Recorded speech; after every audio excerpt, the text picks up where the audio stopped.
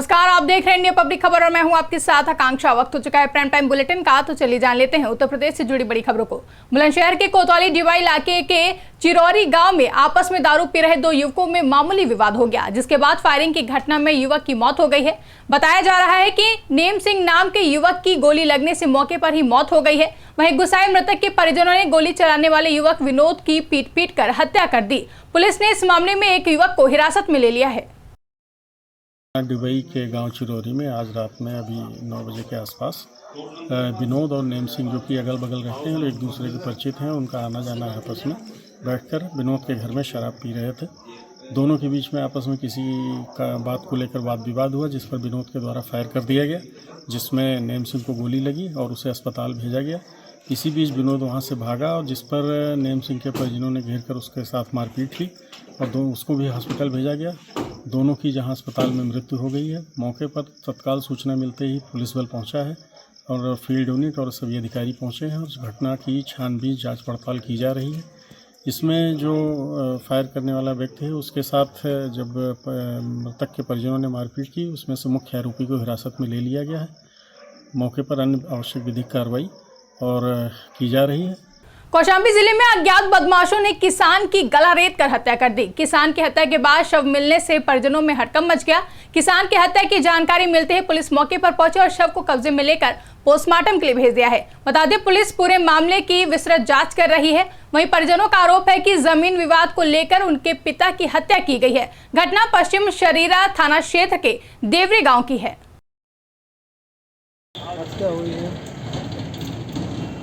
किस कारणों से हुई है? खेत में पानी लगा तो रात को कोई आकर हमला कर दिया। देखिए, पुलिस को सूचना प्राप्त हुई थी कि थाना पश्चिम शरीरा के ग्राम देवरी में एक व्यक्ति की मृत्यु हो गई है। यहाँ पर सूचना प्राप्त होती तत्काल पुलिस फोर्स मौके पर पहुंची। जो मृतक था उसके ऊपर कुछ चोटें का निशान था और गले में कुछ निशान था। उसको पंचनामा की कार्रवाई करते हुए उसको पोस्टमार्टम के लिए उसको मर्चरी हाउस भिजवा दिया गया है। पूरे घटनास्थल का गहनता से छानबीन किया जा रहा है। फील्ड यूनिट भी मौके पर है और फोर्स भी यहाँ पर मौके पर है। सभी तथ्यों को गहनता से छानबीन की जा रही है। जो भी तथ्य प्रकाश में आते हैं उसके आधार पर आवश्यक कार्रवाई की जाए। खबर झांसी के मौरानीपुर रेलवे स्टेशन से है, जहां भारतीय किसान यूनियन के प्रदेश अध्यक्ष के आह्वान पर झांसी के किसानों द्वारा दिल्ली के लिए कूच की तैयारी की और दिल्ली के लिए मौरानीपुर रेलवे स्टेशन पर संपर्क क्रांति के इंतजार में थे।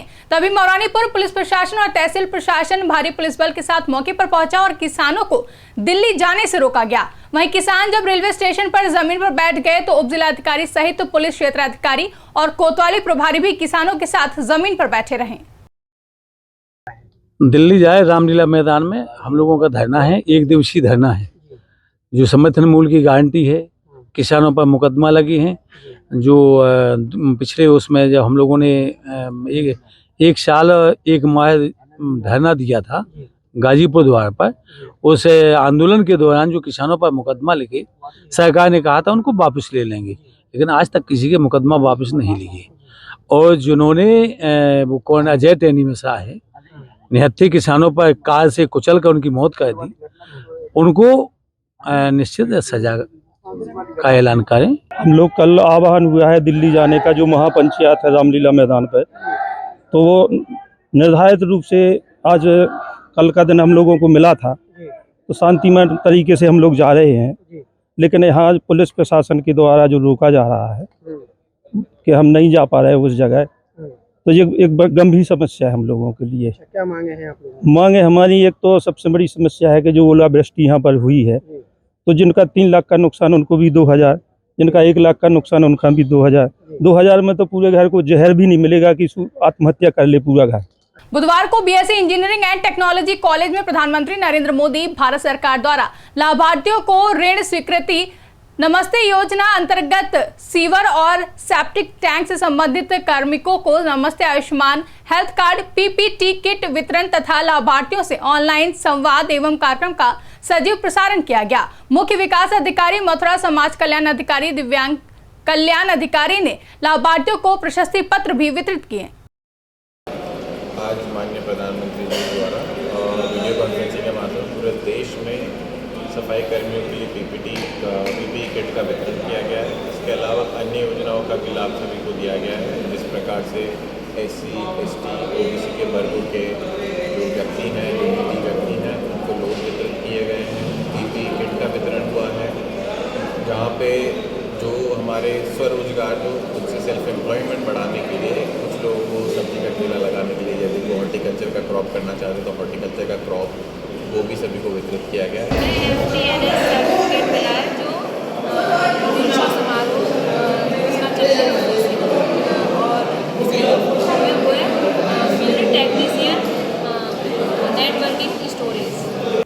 आज गुरुवार को जिला अस्पताल मथुरा के डायलिसिस विभाग में विश्व किडनी दिवस के मौके पर जिला अस्पताल के CMS डॉक्टर मुकुल बंसल एवं डॉक्टर अमन ने केक काटकर डायलिसिस विभाग के कर्मचारी एवं डॉक्टर और मरीजों के साथ बड़े उत्साह से मनाया। CMS डॉक्टर मुकुंद बंसल ने कहा कि किडनी के बचाव के लिए व्यक्ति को BP और शुगर की जांच कराते रहना चाहिए। किडनी को सुरक्षित रखने के लिए समय समय पर चेकअप जरूरी है। यदि कोई परेशानी या दिक्कत हो तो तुरंत उसका इलाज शुरू करना चाहिए। केवल एक ही संदेश है कि किडनी को सुरक्षित हम कैसे रख सकते हैं। इसके लिए ब्लड प्रेशर और डायबिटीज़ को कंट्रोल में रखना बहुत आवश्यक है, क्योंकि ब्लड प्रेशर और डायबिटीज़ के कारण किडनी डैमेज होती है। मरीज को मालूम नहीं पड़ती, धीरे धीरे जो है वो किडनी इतनी डैमेज हो जाती है कि वो वर्क करना बंद कर देती है।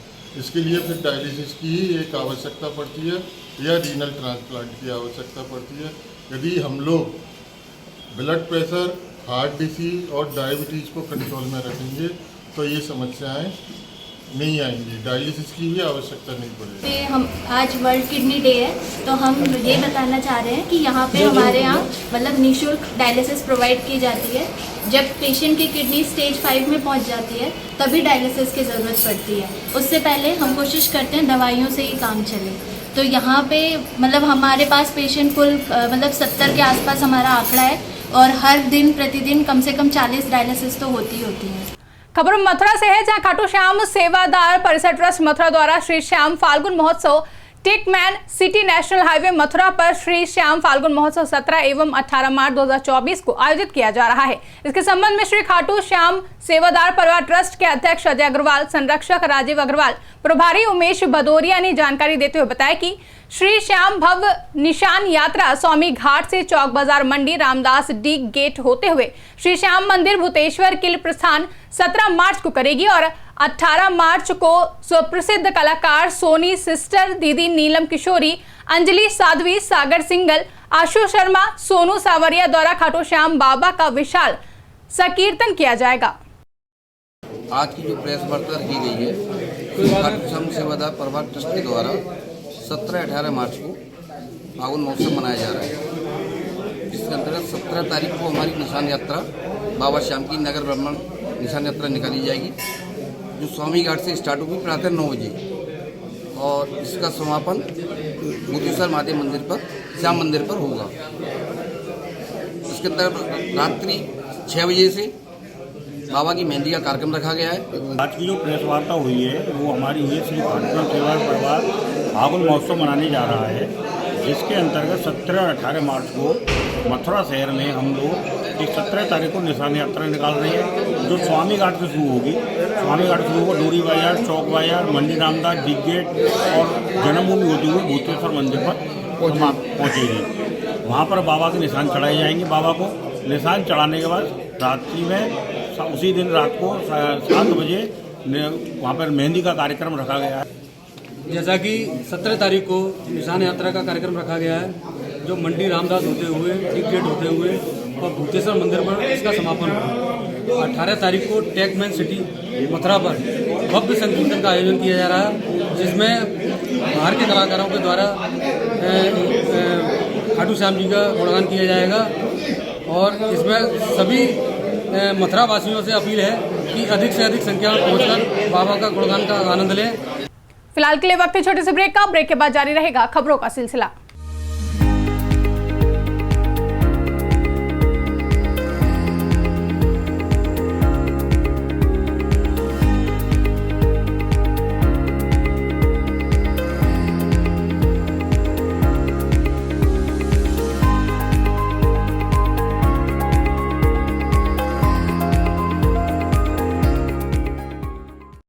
के बाद स्वागत है। रुक करेंगे अगली खबर की तरफ। 8 साल से बल्दीसराय तहसील वासी उप निबंधक कार्यालय का इंतजार कर रहे थे। उप निबंधक कार्यालय के लिए शासन से मंजूरी मिलने के बाद बुधवार को राज्य मंत्री स्वतंत्र प्रभार स्टाम्प न्यायालय शुल्क एवं पंजीयन रविंद्र जायसवाल ने किराए के भवन में संचालित होने वाले उप निबंधन कार्यालय का वर्चुअली लखनऊ से उद्घाटन किया। वहीं मौके पर मौजूद इसौली विधायक ताहिर खान और बल्दीराय ब्लॉक प्रमुख शिव कुमार सिंह ने बताया कि इस उप निबंधन कार्यालय के संचालन से तहसील क्षेत्र के लोगों की परेशानी दूर हो जाएगी। बल्दीराय तहसील की स्थापना वर्ष 2016 में हुई थी। 8 साल बाद भी यहां उप निबंधक कार्यालय नहीं था। इसके चलते किसानों को अपनी जमीन क्रय विक्रय के लिए कुछ गांव के लोग सदर तहसील व कुछ किसान अमेठी जिले के मुसाफिर खाना तहसील जाते थे।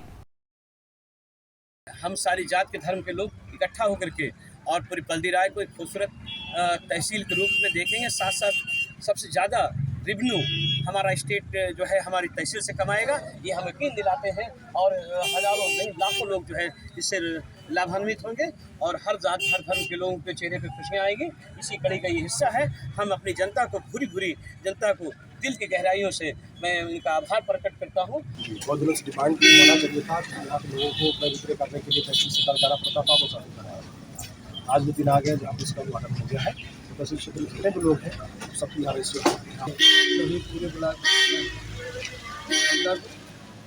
आज ऐसा शुभ अवसर मिला। हम लोग कई साल से तहसील तो हमारी बन गई थी, लेकिन उसके बाद रजिस्ट्रार के लिए मुसाफिर खाना जाना पड़ता था। इसके लिए हम लोग बहुत और जनता के बीच में भी खुशहाली है कि हमारे कम से कम घर पे अब हमको 40 किलोमीटर 45 किलोमीटर दूर नहीं जाना है। इसलिए मैं सरकार को बहुत बधाई देता हूँ। मंत्री जी बंडा ब्लॉक के ग्राम उदयपुर खखरा की सुमन लता जो विधवा हैं, उनके घर की हालत काफी खराब है। उनका आरोप है कि उनका भी आवास स्वीकृत हुआ था, लेकिन वर्तमान प्रधान ने वोट न देने के कारण उनका नाम सूची से कटवा दिया। वहीं जिम्मेदारों का कहना है कि अभी साइट बंद है, खुलने पर सभी पात्रों का आवास स्वीकृत कर योजना का लाभ दिलाया जाएगा। वह मेरे ऊपर लगे सभी आरोप निराधार हैं।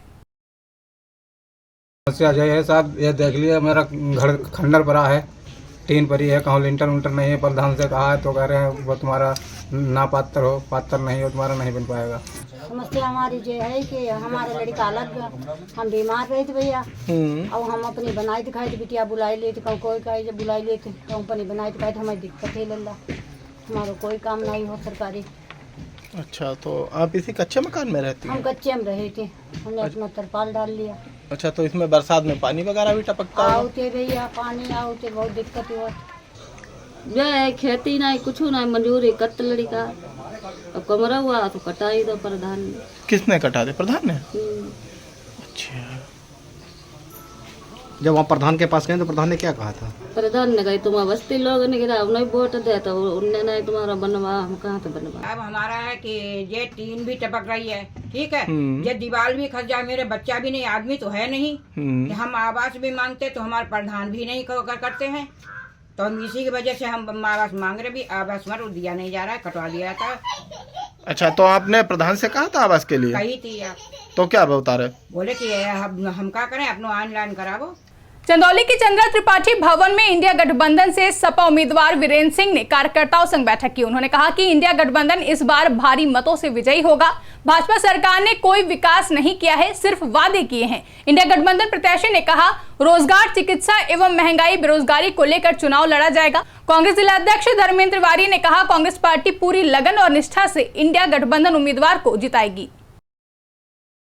आज चंदौली जिला कांग्रेस के सभी पदाधिकारियों के साथ एक बैठक है, जिसमें पदाधिकारियों से जान पहचान और इंडिया गठबंधन होने के नाते सभी पार्टियों के साथ कैसे चुनाव संचालन हो और सबका सहयोग और आशीर्वाद मिले, इसी क्रम में आज चंदौली कांग्रेस कमेटी के दफ्तर में हमारा जो है आज आगमन हुआ है और उसी के अनुसार माननीय अध्यक्ष जी तिवारी जी और सभी इनके टीम के सदस्यों से जान पहचान भी हो रही है और रणनीति आगे तय हो रही है। नशे के सौदागरों ने अपने कारोबार को चलाने के लिए रेल मार्ग के साथ साथ सड़क मार्ग को भी अपना रखा है।